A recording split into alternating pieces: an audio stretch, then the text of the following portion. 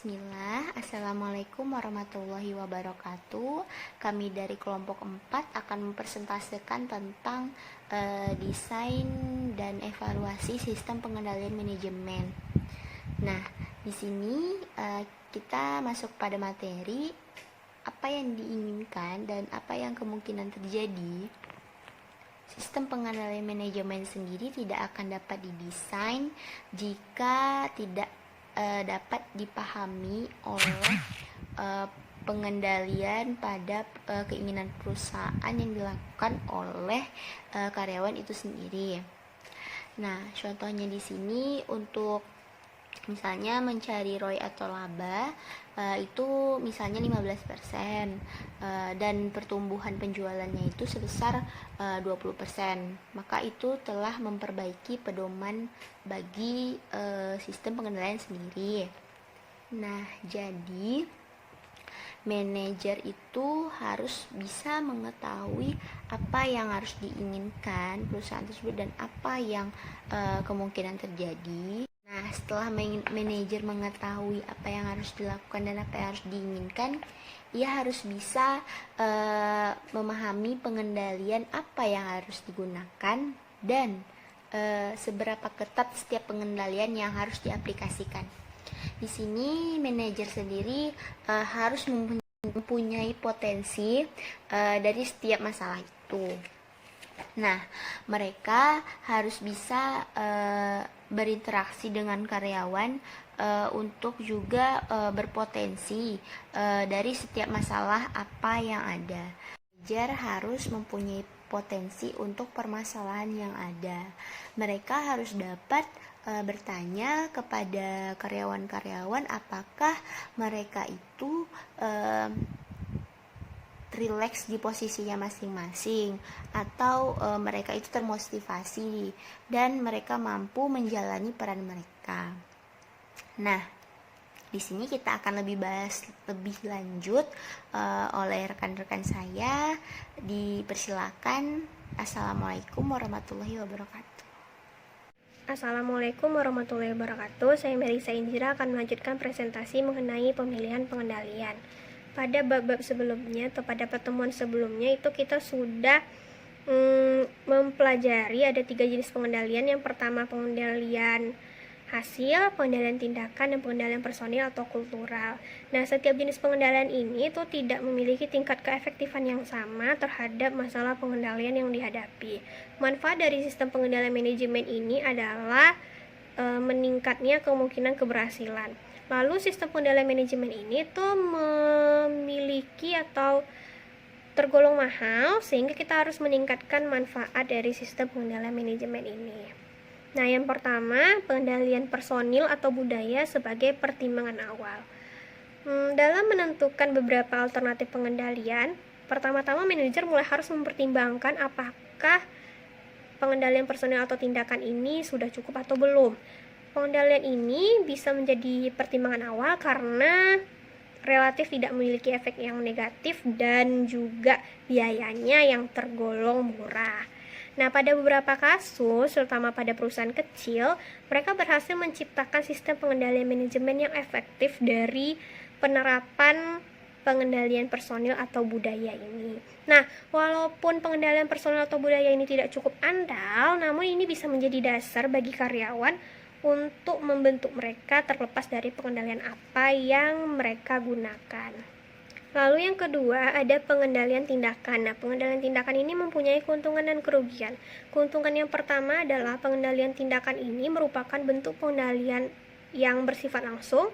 Yang kedua itu sering pengendalian tindakan ini cenderung mendokumentasikan pengetahuan tentang tindakan-tindakan yang baik. Yang ketiga, pengendalian tindakan ini memberikan koordinasi di dalam organisasi. Namun juga memiliki kerugian. Yang pertama itu tingginya tingkat keterbatasan. Yang kedua tidak memunculkan sikap kreativitas dan inovasi dari karyawan. Yang ketiga pertanggungjawaban dari pengendalian tindakan ini menimbulkan kecerobohan. Yang terakhir adalah menimbulkan sikap yang negatif karena bagi karyawan yang tidak suka atau karyawan yang suka kreatif dan inovasi, dia akan merasa jenuh sehingga dia akan mencari pekerjaan lain. Yang ketiga ada pengendalian hasil. Nah, keuntungan dari pengendalian hasil adalah kelayakan. Yang kedua, sikap karyawan dapat dipengaruhi. Dan yang ketiga itu tidak tergolong mahal. Nah, namun kerugiannya adalah pengukuran hasil itu biasanya menghasilkan indikasi yang kurang sempurna. Lalu yang kedua adanya resiko pengendalian itu muncul karena kekacauan pengendalian hasil. Lalu yang ketiga adanya serangkaian target kinerja, dan yang keempat tidak semua karyawan itu senang diberdayakan untuk menghasilkan yang terbaik. Jadi materi selanjutnya akan disampaikan oleh rekan saya. Sekian dari saya, terima kasih. Assalamualaikum warahmatullahi wabarakatuh. Saya Widya Agusti akan menyampaikan materi yang selanjutnya, yaitu mengenai pemilihan ketatnya pengendalian. Nah, keputusan mengenai apakah pengendalian tersebut kita terapkan secara lebih ketat atau kurang ketat untuk sebuah perusahaan itu semua tergantung dari jawaban 3 pertanyaan berikut. Nah, pertanyaannya itu yang pertama, apakah manfaat potensial dari diterapkannya pengendalian yang lebih ketat? Yang kedua, berapa biayanya? Dan yang ketiga, ada nggak efek samping yang merugikan dari diterapkannya pengendalian yang lebih ketat tersebut? Nah, untuk pertanyaan yang pertama, apakah manfaat potensial dari pengendalian yang lebih ketat? Itu bisa kita contohkan, misalnya pada perusahaan pengecer besar. Nah, pada perusahaan pengecer besar ini, pengendalian persediaan itu sangatlah penting, karena menjual persediaan tanpa adanya pengendalian yang lebih ketat, itu akan membuat tokonya menjadi bangkrut. Oleh sebab itu, ketatnya pengendalian persediaan dapat diterapkan dengan memfokuskan dalam 2 pengendalian, yaitu pengendalian tindakan dan pengendalian hasil.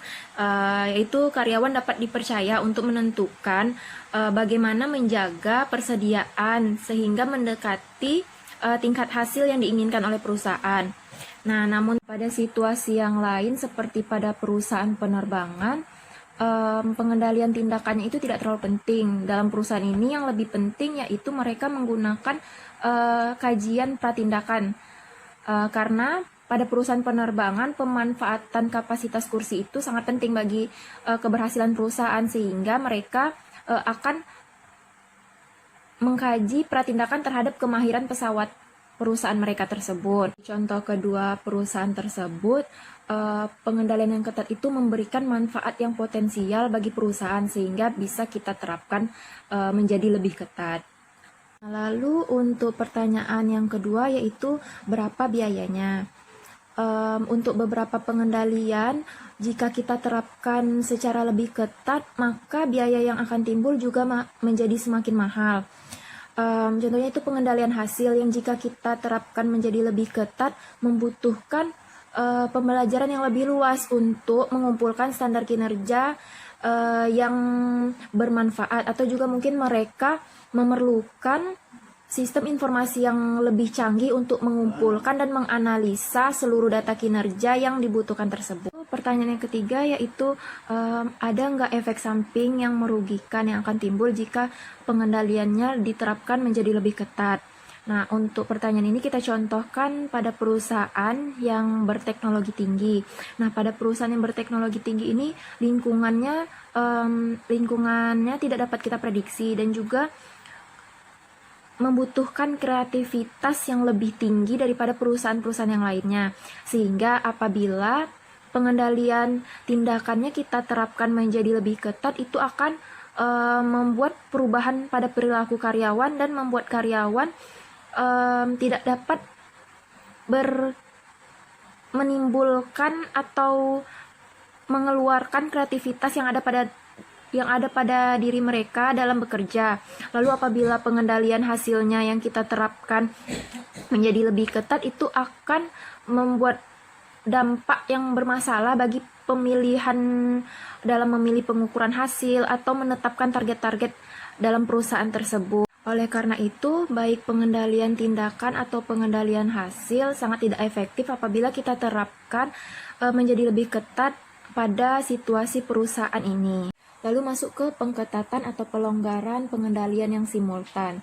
Nah, perusahaan memberikan keleluasaan dalam hal motivasi, kewirausahaan, dan inovasi, tetapi juga dalam pengendalian yang sama, perusahaan membatasinya dalam suatu nilai yang tetap seperti berfokus terhadap kebutuhan pelanggan. Nah, perusahaan-perusahaan yang belum memiliki budaya yang kuat dapat menerapkan sistem ini dengan menggunakan pengendalian yang ketat atas beberapa tindakan kunci atau hasil yang memiliki potensi terbesar untuk berdampak pada keberhasilan suatu organisasi atau perusahaan. Baiklah, sekian dari saya. Selanjutnya akan dilanjutkan oleh teman saya. Assalamualaikum warahmatullahi wabarakatuh. Saya Indra Isnedi akan melanjutkan presentasi yang telah disampaikan oleh teman saya sebelumnya. Adapun judul yang akan saya sampaikan yaitu beradaptasi terhadap perubahan. Sebagian besar organisasi menekankan salah satu bentuk pengendalian manajemen pada suatu waktu tertentu. Tetapi mereka sering mengubah penekanan mereka dari suatu bentuk ke bentuk yang lain sesuai dengan kebutuhan, kemampuan, dan perubahan lingkungan yang sedang mereka hadapi. Sebagai contoh, perusahaan kecil seringkali dapat cukup terkendali melalui kemampuan pengawasan pemimpin mereka yang mengembangkan para karyawan yang loyal, sentralisasi sebagian besar keputusan kunci, dan melibatkan diri mereka secara personal dalam kajian yang detail mengenai anggaran belanja dan pengeluaran. Namun seiring berkembangnya perusahaan, bentuk pengendalian personil atau kultur dan tindakan mungkin akan harus diganti atau mungkin bisa ditambah ke bentuk yang lain. Sebagai konsekuensinya, pertumbuhan perusahaan mengarahkan pengendalian manajemen terhadap prosedur formalisasi yang meningkat untuk tujuan akuntabilitas tindakan dan atau perkembangan sistem informasi yang lebih terperinci untuk tujuan pengendalian hasil. Alhamdulillah, itu tadi yang dapat saya sampaikan. Lebih dan kurang saya mohon maaf. Untuk presentasi selanjutnya akan disampaikan oleh teman saya. Assalamualaikum warahmatullahi wabarakatuh. Tetap berfokus pada perilaku. Keuntungan efek samping dari manajemen pengendalian sangat tergantung pada reaksi karyawannya terhadap pengendalian yang telah dipertimbangkan. Apa yang terbaik dalam satu organisasi atau wilayah dalam suatu organisasi.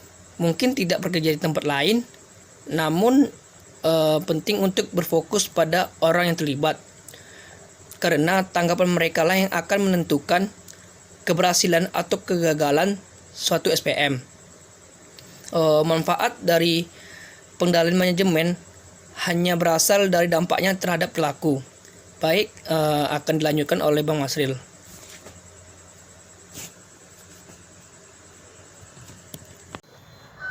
Baiklah, saya akan melanjutkan presentasi dari teman saya dan saya akan bahas yaitu mempertahankan pengendalian yang baik. Nah, di sini apa yang menyebabkan masalah pengendalian itu begitu fokus dan serius? Nah, karena sehingga suatu perusahaan itu berada di luar kendali mereka. Meskipun hal ini nampaknya berlebihan dan juga kondisi sekarang ini banyak terjadi. Selain banyaknya perusahaan yang mengalami tidak bertahan lama, itu karena mutational competition atau disingkat dengan MSC itu mereka gagal. Nah, adapun daftar perusahaan yang masih bertahan sampai sekarang ini itu yang dikritik karena pengendalian mereka itu sangat buruk atau lemah dalam waktu jangka yang panjang.